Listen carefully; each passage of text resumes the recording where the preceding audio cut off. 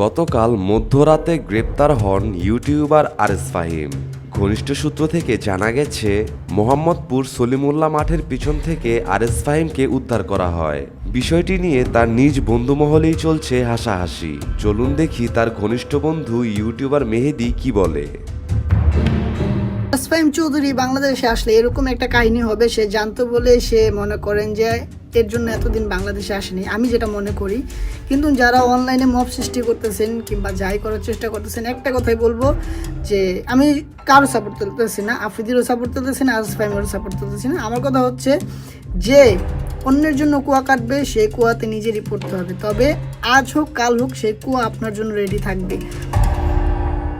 গতকাল রাত থেকেই একের পর এক হেভিওয়েট রাজনৈতিক নেতারা আরএস ফাহিমের বিরুদ্ধে কথা বলছে। নির্বাচনের দুদিন পরেই দেশে ফেরার বিষয়টি ভালো চোখে দেখছে না অনেকেই। এ বিষয়ে নাসিরউদ্দিন পাটোয়ারি বলেন, কোনো আরএস ফাহিম টাহিম কাউকে ঢুকতে দেওয়া যাবে না। এসব আরএস ফাহিম টাহিমকে আমরা আগে দেখে নিয়েছি, এগুলাকে গুনার টাইম নাই। এই জন্য হলো পাইলে হলো গণদোলাই দিবেন, আইন প্রশাসনের হাতে তুলে দিবেন। গতকাল রাতেই ফাহিম একটা ফেসবুক লাইভ করেছিল, যেখানে সে দেশের মানুষ আর প্রশাসনকে বোঝাতে চেয়েছে সে নির্দোষ। চলুন আমরা তার কথাগুলো শুনে আসি। অনেক দিন পরে আমাকে আপনারা লাইভের ভিডিওতে দেখছেন এবং ফেসবুকের ভিডিও প্রায় নাই বলতে গেলে আমার বিগত 1 মাসের উপরে। অ্যান্ড কেন নাই, কি কারণে নাই, আজকে আমি স্বাধীনভাবে সেই সব কথাগুলো আপনাদের সাথে আমি শেয়ার করতে আসছি। কি হয়েছিল, কি হয় নাই, কি হবে সামনে, এই জিনিসগুলো নিয়ে কথা বলতে আসছি।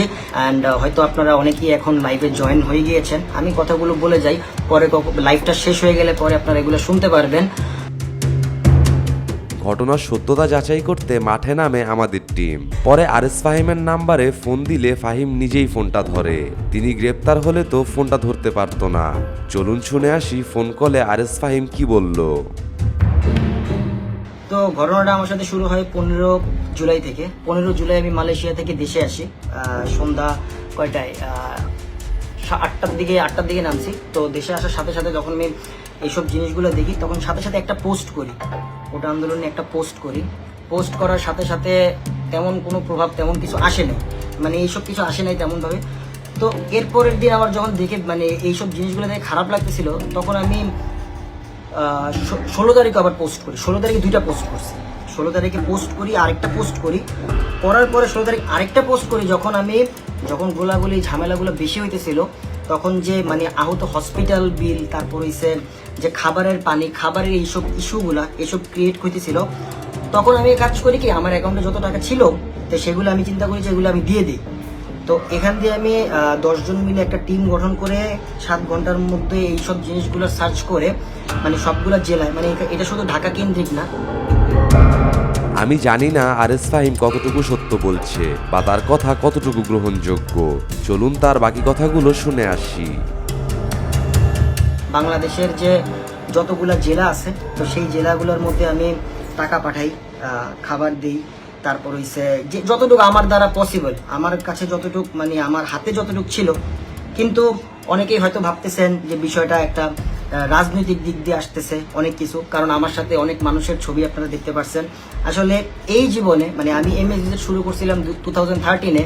তো এমএসভিজেড থাকাকালীন থেকে আমার সাথে অনেক মানুষের বিভিন্ন জেলায় স্টান শো হয়, বিভিন্ন জায়গায় বিভিন্ন গেস্ট আসে, সেখানে চিফ গেস্টরা আওয়ামী লীগের অনেক বড় বড় নেতারাও থাকে, পুলিশ প্রশাসনের অনেক বড় বড় নেতারাও থাকে, মানে সবাই থাকে, মানে বেসিক্যালি একটা স্টান শো অ্যারেঞ্জ হয়ে যাবে। সেই কারণে আমার সাথে ছবি দেখতে পারেন। আমি যেই এলাকায় মোহাম্মদপুরে থাকি, সেখানেও অলরেডি অনেক মানুষ আছে যারা রাজনীতির সাথে জড়িত। আমার যারা বন্ধু বান্ধব আছে এরাও অনেকেই আছেন যারা রাজনীতির সাথে জড়িত। তো প্রত্যেকটা মানুষ, তো এই পোস্টগুলো হওয়ার পরে অনেকগুলো জায়গা থেকে আমার কাছে মানে মেসেজ আসছে, বাট কিছু জায়গা থেকে এরকম পজিটিভ আসছে, মানে ওরা আওয়ামী লীগের লোক। ফার্স্ট অফ অল আমি যখন পোস্ট করছি আমি বলছি আমি ছাত্রদের সাথে আছি, এই পয়েন্ট অফ ভিউ থেকে আমার দিকটা ডিফারেন্ট, আমি ওদের সাথে, কারণ এই ভিডিও ওরা সবাই দেখে, মানে আপনারাই দেখেন। তো তারপরেও আমি মানে পিছনে মানে আমি যে জিনিসগুলো পোস্টগুলো ডিলিট করিনি, কিছু ডিলিট করিনি, মানে সবগুলো পোস্ট রাখছি। অনেক মানুষ মানে অনেক বড় বড় মানে যারা পলিটিশিয়ান আমার যখন মেসেজ করছে ইনবক্সে যে তোমার পেজ থেকে এইসব মানে পোস্ট কেমনে হইতেছে, আমি তখন ওদেরকে একটা অ্যান্সার দিয়েছি আমার পেজ হ্যাক হয়ে গেছে। আমি বলছি আমার পেজ হ্যাক হয়ে গেছে, কারণ আমি তো ছাত্রদের সাথে, আমি তো আর এই মানে আমি মানে সবসময় ন্যায়ের পথে, ন্যায়ের মানে অন্যায় এই জিনিসটা হবে ছাত্রদের সাথে, এই জিনিসটার মধ্যে আমি নাই। তাই আমি বলছি আমার পেজ হ্যাক হয়ে গেছে, দ্যাটস ইট, এই টাইমে এনাফ। তো অনেকেই হয়তো প্রশ্ন করতেছেন আমাদের এমএসভিজেড গ্রুপের সাথে বিভিন্ন রাজনৈতিক প্রোগ্রাম এই সব কিছু নিয়ে অলরেডি সামিন আমার সামনে আছে। তো আমি আমার টিমমেট এমএসভিজেড বাংলাদেশে সব সময় আমার যে প্রতিটা জিনিস সব সময় আমি শেয়ার করে থাকি, কি হয় না হয় যা যা। এ বিষয়ে আরও কিছু কথা বলেছে আরএস ফাহিম, এখন আমরা সেই কথাগুলোই শুনবো। সামিন বল। ব্যাপারটা হচ্ছে অনেকেই আমাদের সাথে আমাদের এমএসভিজেড এর র্যালি হোক, এমএসভিজেড আসলে বাংলাদেশের ফুল বাংলাদেশে ম্যাক্সিমাম জেলাতে আমাদের হচ্ছে স্টান রাইডার আছে। তো তারা সবকিছু মিলে আমাদের টিমটা অ্যারেঞ্জ করতে হলে ফান্ডিং দরকার হয়, স্টান গ্রাউন্ড দরকার হয়। হয়তো আপনারা রাজনীতিবিদদের সাথে ছবি দেখেছেন, বড় বড় ব্যবসায়ীদের সাথে ছবি দেখেছেন, ব্যাপারটা অরাজনৈতিক। আমরা দেশকে রিপ্রেজেন্ট করার জন্য স্টান্ট করি, এই জন্য হয়তো তাদের হেল্প আমাদের লেগেছিল, কিন্তু আমরা কিন্তু কোনো সংগঠনের জন্য কাজ করিনি। ব্যাপারটা পুরোটাই অরাজনৈতিক, রাজনীতিক ইস্যু। হ্যাঁ, আমি আপনার বলি, তাও অনেকেই আমাকে মেসেজ করছে এই জিনিসগুলো নিয়ে।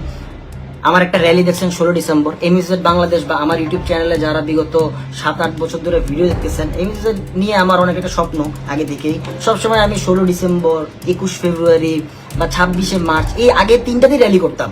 বাট এখন এরকম সিচুয়েশন হয়েছে, আমাদের এত পরিমাণ মানুষ হয় যে এই টাইমের র্যালিগুলো আমরা 16 ডিসেম্বর একদিনই করি। তো ওই দিন করার পর আপনারা হয়তো বলছেন আনবির ভাইয়ের কথা যে এই জায়গায় উনার কাছে আপনি কেন গেছেন, কি কারণে গেছেন, উনিও একটা ঝামেলার লোক। আমি ওই জায়গায় বসুন, আমাদের মানে স্টান প্র্যাকটিসটা হয়েছে 300 ফিটে, মানে আমরা প্র্যাকটিস করি 300 ফিটে। তো আপনারা জানেন স্টান করতে গেলে বাংলাদেশের প্রত্যেকটা স্ট্যান্ডার্ডই বলবে স্পেস নাই, জায়গা নাই, কোনো জায়গা নাই, কোন জায়গায় আমরা স্টান করব। তো আমার ওই র্যালিটা ওইখানে নিয়ে যাওয়ার মিন হয়েছে যে ওইখান থেকে আমি একটা গ্রাউন্ড পাওয়া, মানে একটা স্টান গ্রাউন্ড পাওয়া, যেখানে আমরা প্র্যাকটিস করতে পারবো। বা আমার যারা পিছনের জেনারেশন আছে যারা বাইকিং বা স্টান্টের সাথে রিলেটেড, সেই স্টান্টের জায়গাটার জন্যই ওই দিন ওই র্যালিটা ওইখানে গেছে। ওই কথা বললেই আমি আসছি, ওই একদিনই আমার সাথে ওনার দেখা, সেটা হচ্ছে 16 ডিসেম্বর যে লাস্ট যেটা গেল। তো এরপরে আসে আমি পোস্টের ব্যাপারে, অ্যান্ড আপনারা হয়তো রাজনীতিক অরাজনৈতিক সবকিছু ব্যাপারগুলাই জেনে গেছেন, যা যতটুকু আমার যতটুকু ক্লিয়ার করা। তো ওই 17 তারিখ লাস্ট ওই টাকা দেওয়ার পোস্টের পরেই আমার সাথে মেইন ঝামেলাগুলো স্টার্ট হয়। আমারই একজন মানুষ, বন্ধু মানুষ, সে ফোন দিয়ে বললো তুই পোস্ট ডিলিট কর, এই পোস্টগুলো রাখা উচিত না, কারণ এটা সামনে অনেক ঝামেলা হবে।